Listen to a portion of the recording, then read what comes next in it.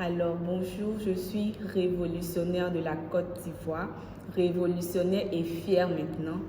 J'ai connu la prière révolutionnaire par le canal de ma mère pendant le confinement et j'avoue avec sincérité, honnêteté que j'étais très sceptique au départ quand je la voyais à la maison faire l'aspersion, prier avec de l'eau et de l'huile. Je me disais au fond de moi, mais qu'est-ce qu'elle fait? Qu'elle n'est pas en train de se détourner et tout.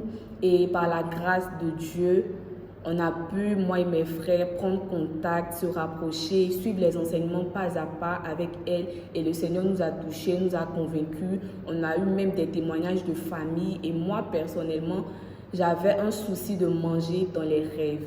Manger dans les rêves de façon comme si c'était dans la journée, en fait, des repas copieux que je mangeais, que je partageais avec des personnes dans les rêves, sans savoir que ce n'était pas normal. Et ce, depuis mon bas âge, depuis 12-13 ans, c'était mon quotidien.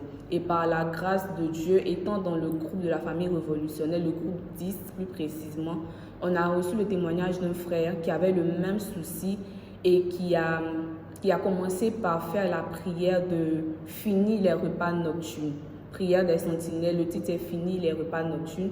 Il a dit que c'est ce qu'il faisait et que chaque soir avant de dormir, en ayant la foi au Seigneur, il badigeonnait ses lèvres d'huile d'onction en disant que mes lèvres sont fermées à tout repas nocturne. Et je me suis attachée comme pas possible à ce témoignage. J'ai commencé à faire pareil en disant, Seigneur, je crois que si tu as fait pour ce frère, tu le feras pour moi.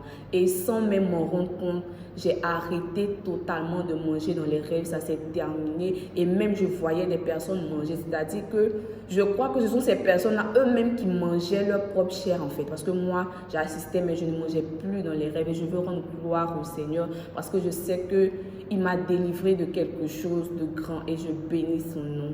Amen.